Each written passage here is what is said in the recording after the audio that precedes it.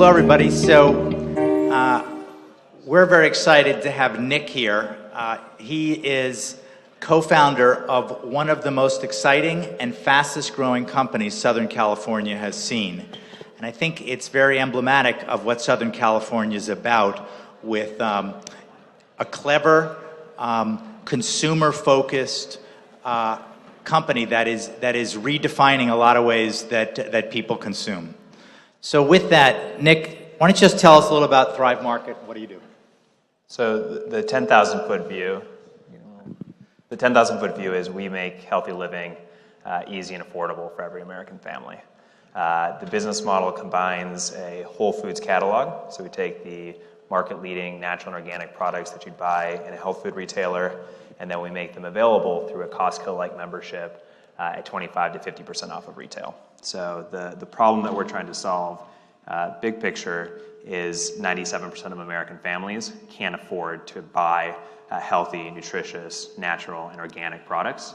And the reasons are either they're not close to a Whole Foods, 70% of Americans don't live within driving distance, and usually both, they just can't afford it. The typical markup is 30% plus.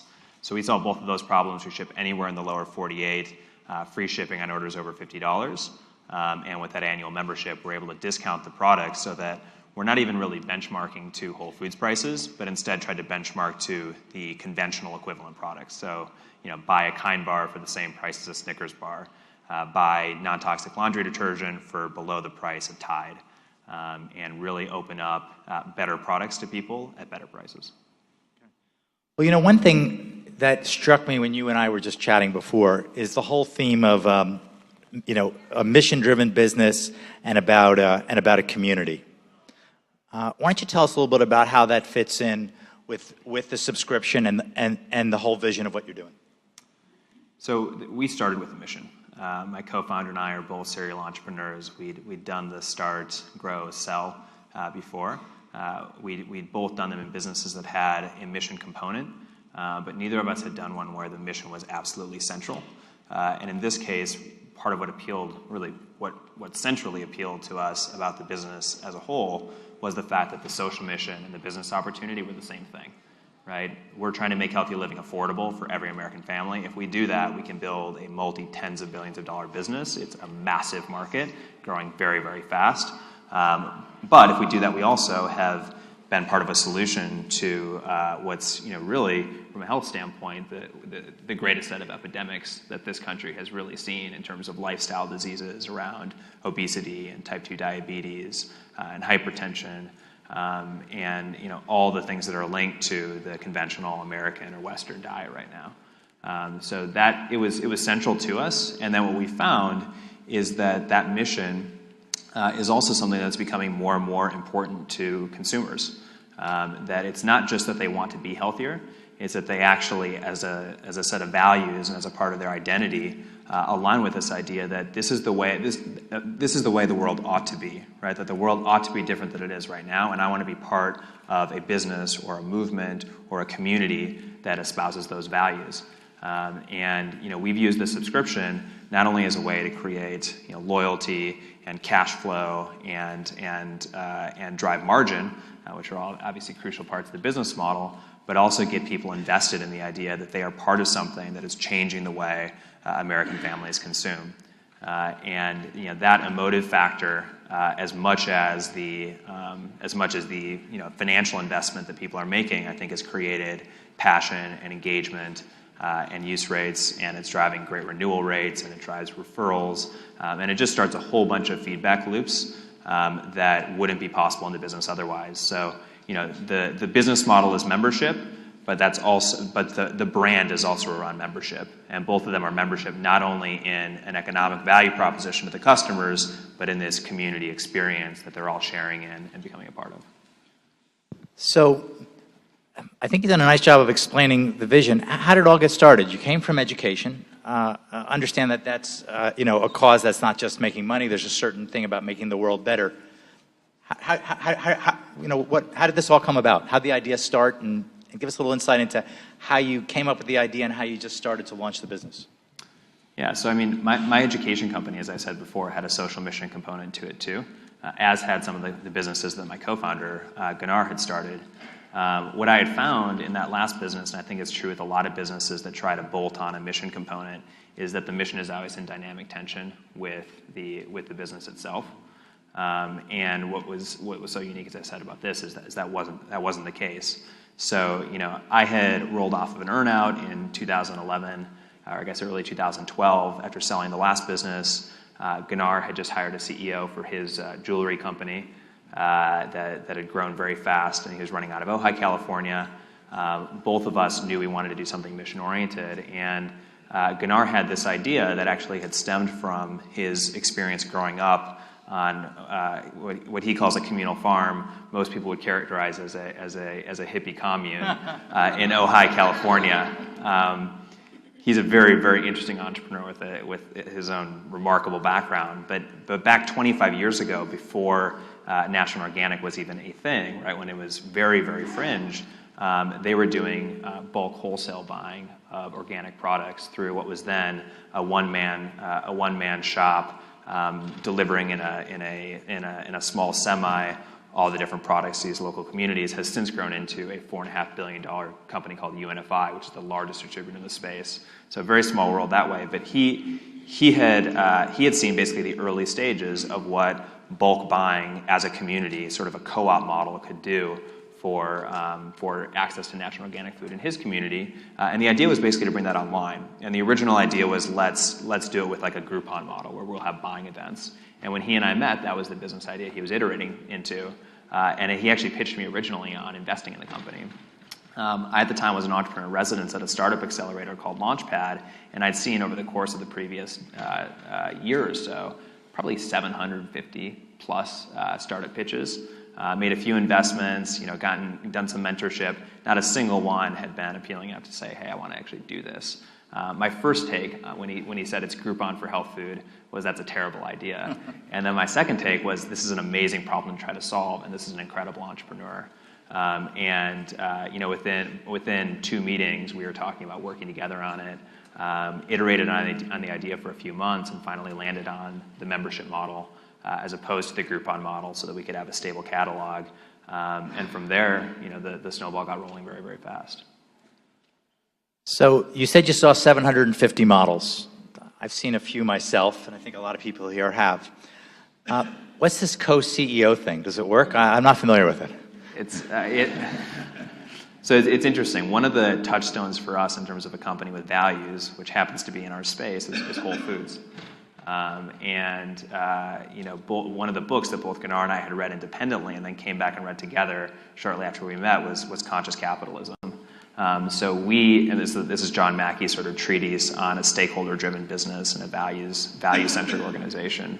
And that we knew from the time we started the business some of the contours of business that we wanted to create. Co-CEOs wasn't necessarily part of it, and in fact, initially, you know, Gunnar had said, you know, I'm the CEO of the business. It doesn't exist yet. I said, that's fine. I don't care what the title is. I'll be president. And what we found within a few months into the business is we were really dividing and conquering, and it actually was beneficial for both of us to be optically to be able to go out and act as CEO in different forums. And what we also found was that having the sort of, you know, equal partnership where neither was reporting to the other enabled us to really check some of the temptations, right? In a startup, you're moving very, very fast. And in terms of the core values of the business, ensuring that we were always aligned on the big steps that we made. So I think it's been one of our greatest strengths. For me personally, you know, I was the CEO and 100% owner of my last business to the day that it sold. It was a huge adjustment to shift. But the strength of having two people with contrasting skill sets, contrasting experiences, and ability to divide and conquer, but yet unified by a really common vision for the business, for us has been game-changing. And the fact that John Mackey and Walter Robb did the same thing in Whole Foods gave us the sort of catalyst to say, yeah, it's going to be unorthodox, but it's not that crazy. There's public companies that have done it, and let's make it happen. And it's just worked absolutely incredibly for us. So you've had a chance to share with me, and I think we've talked about how fast you're growing. Can you Can you just share with us and let the audience know, I mean, how fast are you growing? And then let's talk about what you think are key metrics. Can you just share a little bit of that? Yeah, so I mean, the growth has been absolutely crazy. I put together a financial model before we launched, went out to probably 25 different VCs and was told that model was absolutely crazy. We've outperformed that by a factor of 4. Like literally we hit our year 4 numbers in year 1. We crossed the line. We launched in November 14. We crossed the line at the end of 2015, approaching $100 million run rate. Had over 180,000 paid members. Right now we're bringing in over 30,000 paid members each month. And the constraint on our growth has been the ability for us to scale the back end operational infrastructure, technology, and systems and procurement to actually manage that demand. So, there's a bunch of different components to that. I think part of it has been the massive tailwind of just natural and organic is going mainstream, and ordinary American families in the middle of this country want access to these products, and they don't right now. A big part of it actually had to do with the way that we capitalize the business. We did not go to traditional VCs. We did go to traditional VCs. They all said no. And we ended up raising our first $8.5 million actually from health and wellness influencers. So we went to bloggers and YouTube stars and New York Times best-selling authors, people in many cases that had never made an investment before, but were just so energized by the mission of the business, and we were already talking to about partnerships, that when we actually asked them, hey, why don't you write a check, a few of them said yes. And once a few of them said yes, then a few more did, and it just spiraled out from there. Our cap table has over 200 of these folks right now, and that's enabled us to access this growing population of mainstream middle-class Americans who are reading these blogs, who are watching these videos on YouTube, who are self-educating through these health and wellness influencers about how to be healthier, and to access them not just directly, but directly through a voice that they already trust. And combined with the authenticity of our mission, the fact that we donate a free membership for every paid member on the site, the fact that we're entirely non-GMO, and really just the fact that they can see and feel the DNA of that mission when they come to the site. It's just, again, catalyzed all of these flywheels in terms of referrals and word of mouth that has driven just incredible demand. So it's been a really fun process to be a part of. At some points I feel like I'm at the helm of it. In some cases I feel like I'm really a passenger because the momentum has been so strong. But it's been a real adventure. So tell me a little about the demographics. I mean, I was surprised that it's so skewed towards women and it's so national. Tell me, did you expect that? And tell me what it is and what have been surprises as your membership is growing. Yeah, I mean, we actually weren't surprised about it being heavily female. Women are more health conscious. They also tend to be the ones doing the purchasing for families, and we're really targeting families very heavily. So it's our primary demo is a head of household. To the extent that we're getting singles, it's also primarily women. In their 20s, there aren't a lot of guys that are really focused on their health, for better or probably for worse. And women tend to be more focused on this lifestyle. So that was not surprising. What was also not surprising to us, but did surprise a lot of other people, was the fact that the demographics were geographically dispersed and very much middle class. Over 65% of our membership base has incomes below $100,000 household, right? So even if it's 2 incomes under $100,000 household, average income is around $65,000. And while we are getting a lot of people in Los Angeles and San Francisco and New York, we're really capturing the 97% of American families that, for the most part, don't live in these places and don't have access to natural organic products. And people are surprised by that. For us, that was the mission from the beginning, right? Like we don't want to directly compete with Whole Foods necessarily. Whole Foods can have the 3% of income earners that have that disposable income to pay the premiums. We'd rather capture the enormous market of people that don't. So talk to us about when you started this, and it sounds like at the moment, getting members is not a problem. It sounds like it's a fire hose. Yeah. What are your challenges today? I mean, the challenges are growth, right? It's the perennial issue. The challenge is the opportunity. You know, we launched with a 2,500 square foot warehouse that was in the center of our office.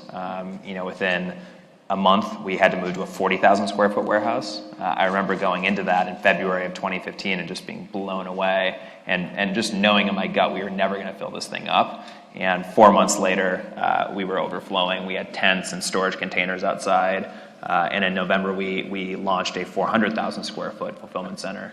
You know, the fundamental challenge for us, and it's, you know, different for different businesses, but we're shipping physical products around the country, and at the end of the day, you need to have the back end, you know, operations and fulfillment capabilities and member services, and you have to build a bunch of areas of business that don't necessarily scale exponentially, even if demand does. So, you know, we made a really concerted effort early on to hire right, which was just beyond crucial. And I can say, you know, there's a number of contrasts for me, this business to the last business, but one of the most profound has been seeing the leverage that you can get on just incredible talent. And in the case of, I think, e-commerce, from experience, right? Like Gunnar and I didn't have experience doing fulfillment. We didn't have real experience doing merchandising. We didn't necessarily have experience building a really scalable technology stack. And so bringing in, you know, a VP of operations, a VP of merchandising, and a CTO that had that domain expertise was just incredibly valuable for us. And ironically, you know, the reason that a lot of VCs passed on us early was they said, look, you guys are scrappy entrepreneurs, but you got no business starting this business. And that became a forcing function for us to go out and bring in world-class talent.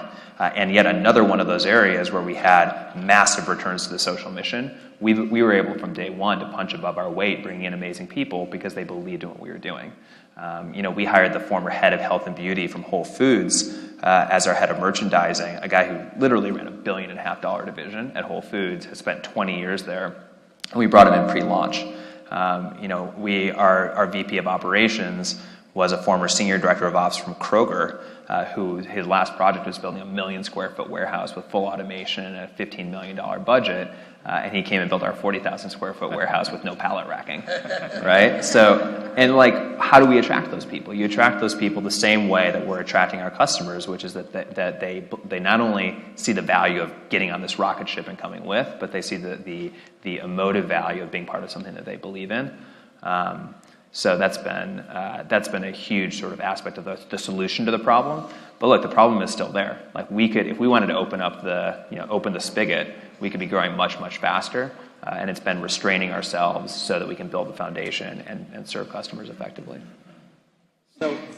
So it seems that you're hiring above your weight class. I get that component. One of the things that, you know, we've seen, and I think a lot of people here also, is do you hire somebody who's so senior that they're not scrappy enough to get at your level, and yet, or do you hire somebody who's scrappy enough at this level and can grow, but then you quickly outgrow them?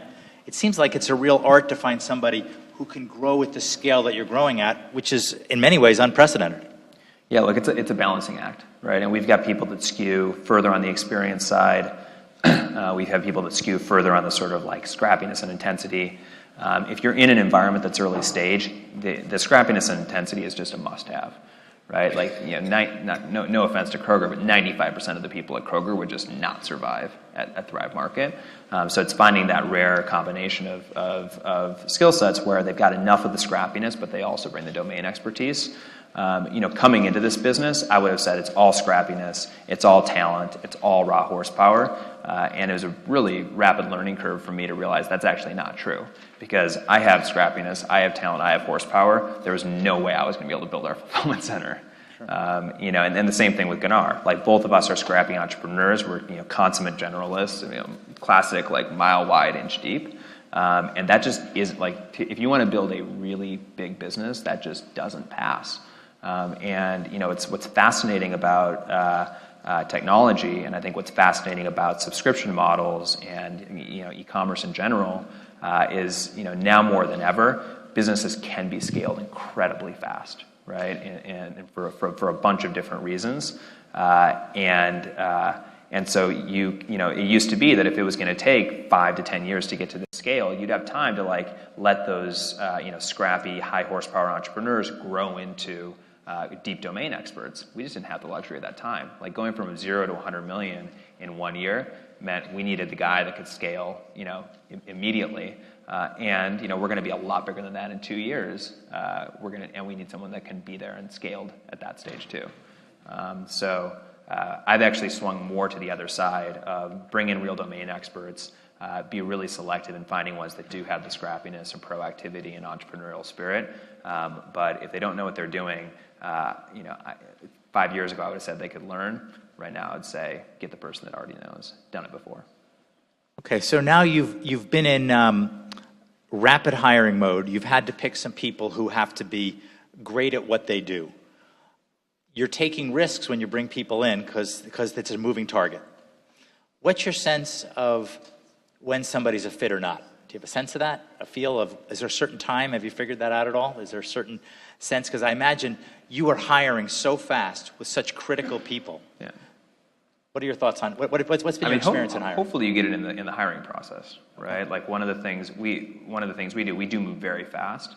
But one, we look for people that have done it before and done it successfully. Like there's nothing like a track record to show you if someone's strong.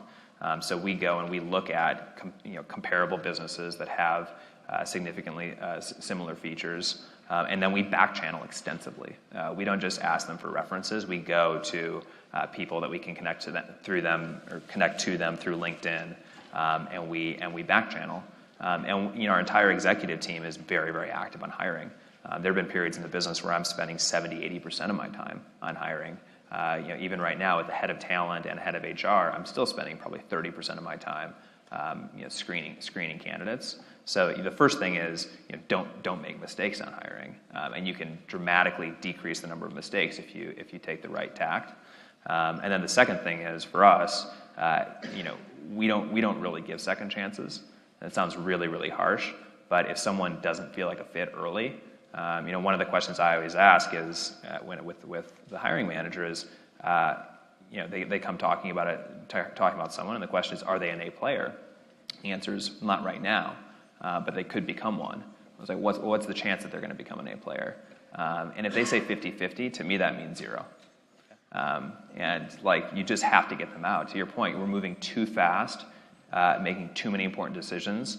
And we have not been 100% true to that principle. And we've seen the cost of that in this business, and I saw it in spades in my last business. And I think every entrepreneur and every executive could say the exact same thing. Hire slowly, fire fast. Right. Easy to say, hard to do in your Very hard to do. So, looking around the landscape, who do you look up to that you think does subscription revenue well? Yeah. And what lessons have you learned? I mean, the two touchstones for us are Costco and Amazon. And I think, the first principle that both of them show and that every great subscription company shows is overwhelming value, right? If you're showing that think about what people are paying for a membership or for a subscription, and you're showing that they make back their membership fee, 50, get a 50% return on their membership fee, that's not enough. A 2x return is not enough. We right now are seeing our members on average make back almost 4 times their membership fee in savings. I would say categorically that's not enough, right? Like you look at people at Costco, and they're spending thousands of dollars at Costco over the course of the year for a $40 membership. We're a $60 membership, and they're spending right now, a little under $500 or $600 a year. That's in part because we haven't focused on driving a lot of activity from our existing members because the top of the funnel has been so fat. But as I look at the best memberships out there that are getting 90% renewal annually, that have absolutely minimal churn, that have incredible customer loyalty, the key to that is it's very, very simple. Overwhelming value relative to the cost of the membership. And you see that in Amazon, and you see that in Costco. What you don't really see in either one of them, which I think is an X factor for us, is the value beyond just the utility, right? Like you go to Costco, it's a warehouse experience. Like it is just about your savings. You go on Amazon, it's get your products relatively cheap and get them fast, and that's a huge value proposition.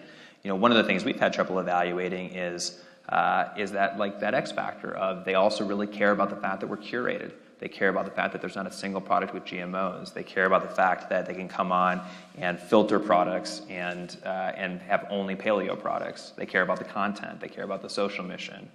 They care that we ship in fully post-consumer recycled packaging. Like that stuff that's not quantified, and I think it's why we've seen less than 10% annual churn on our first cohorts coming in, which is a phenomenal number. I think we can get better than that. But that number is actually outsized relative to the amount that people are saving. Yes, they're saving 4 times their membership fee on average, but if you look at the actual distribution, we've got people who aren't making back their membership fee in savings that are still renewing, and the reason is because of that emotional factor.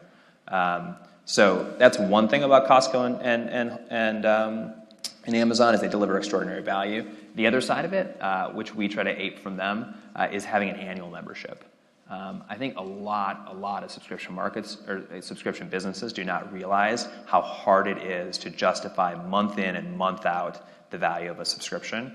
In our business, even a customer that uses us very heavily, there's going to be a given month where they're not going to use Thrive, right? And then where they might question, like, am I getting the real value? The fact that we have a full year to prove the value to them, and then when they come up for renewal, because we're only having to do it once a year, not once every month or once every quarter, we're able to really tell that story, drive home the value, send them emails in a CRM sequence that communicate exactly how much they've saved and exactly what we've accomplished together during the course of the year, and maybe send them a gift or give them a big discount on their next order after they renew. It enables a lot more flexibility within the business model to retain people. Yeah. I guess getting paid for a whole year up front's not bad either, huh? Oh, I mean, to say nothing of the cash flow benefits, right? Like our payback period on a new member, on the customer, on the acquisition of a new member, is 30 days, right? We have a 30-day trial, and that starts the clock. And at the end of the 30 days, they either convert or they don't to a paid member. We consider a CPA or a cost per acquisition to be an actual acquisition of a member. As long as that CPA is under $60, we only require a month of working capital out there deployed to marketing. It's massively beneficial. One other thing that Costco has done, which doesn't necessarily relate to the membership, but is an absolute touchstone for us, is keeping their catalog really simple. The membership, in a way, allows you to curate to the best to the best customers. That's one of the things I love most about subscription, because if it's worth it for a customer to subscribe to your product, if it's worth it for them to become a member, they've already surpassed a certain threshold of valuing your membership or your subscription. You've basically dropped the tail of like low value customers who are likely to cause customer service issues, likely to be net detractors, never going to refer people, and just generally are not very profitable customers. But what Costco does, which I think is sort of adds to that curated mentality, is they also curate their catalog. So, Costco does more sales per store with 4,500 SKUs than Walmart does with 75,000. It's an amazing statistic in my mind. So their SKU efficiency is incredible. And for us, the way, we basically just aped that 100%, and we're at 4,200 SKUs. That means we can invest more in telling the stories of the brands that we work with. It means we can have better vendor relationships with each of them. It means that we have an easier experience for our customers who don't want to be overwhelmed with too many choices. And then it also means that our business model works much, much better. Makes a lot of sense. I have a bunch more questions, but I'm going to ask one more and then leave it to the audience because this is very insightful.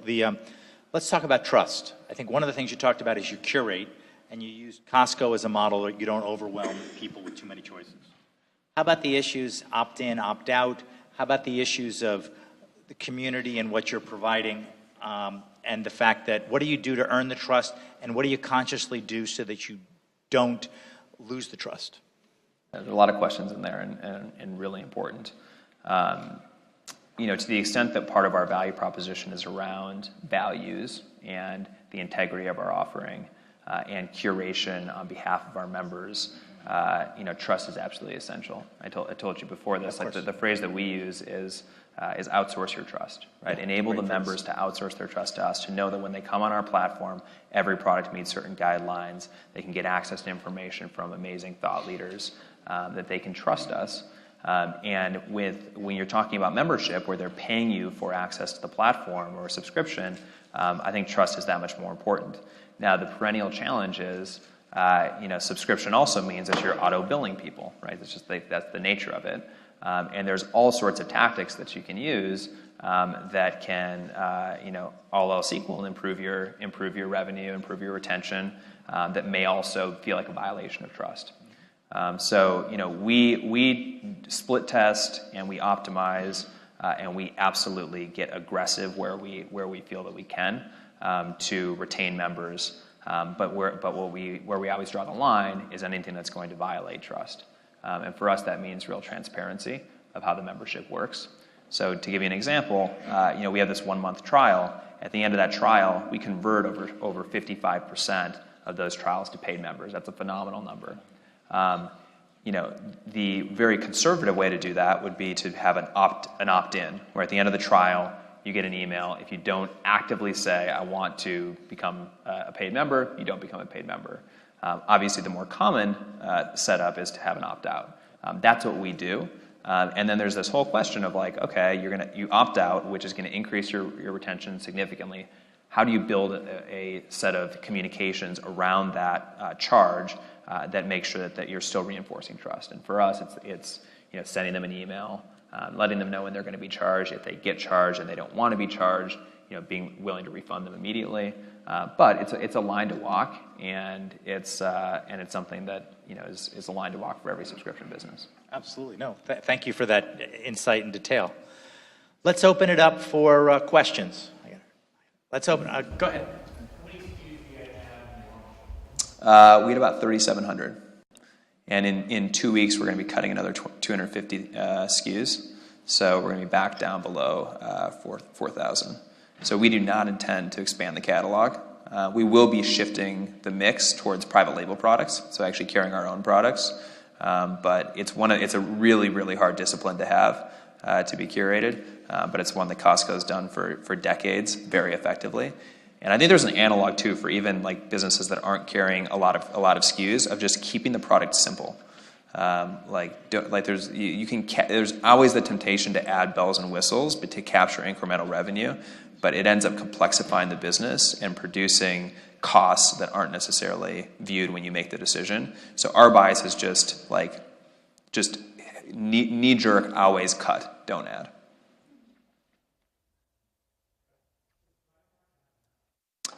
We're launching it later this month. So it'll be out the door before March 1st. So the question was, are they launching an app? So this has been one of the challenges of the business. Because we've grown so fast, we've had to focus on warehouse management system, ERP, scalability, not adding great e-commerce features. 55% of our traffic right now is mobile. The app should convert at a rate multiple of what the responsive site does. So it's absolutely where we need to be, and the fact that we're not there is only a function of having our hands as full as they've been. We have time for one more question. Anybody have one? Go ahead in the back. Can you talk about the membership subsidy model a little bit and how you've made that sustainable? Yeah, it goes back to that principle of creating a community, and that the value of membership is not just the utility that you get from it, but also feeling like you're participating in something that aligns with your values. For us, as part of our social mission, we wanted to give away a free membership for every paid member on the site, because we know there's families that can't afford a paid membership. For our members, though, it really gives them that feeling of, I'm not just paying $60 to help get more affordable groceries for my family, I'm also doing it for another family in need. The beautiful thing about membership, as you guys all know, is that the subscription itself is 100% margin. So for us, there's no actual cost to providing that free membership, which means, again, that the social mission and the business model are not in dynamic tension. They're actually feeding one another. So it's been a really, really powerful galvanizing force within the community. It has had no cost to our business. There's a little bit more of a complicated story as you get into what it takes to actually get those memberships used, right? Which we do invest resources in. But I think every subscription business should have an opportunity to give away memberships or subscriptions in a way that could align with the social mission, because there's no cost. Thank you very much. It's very good.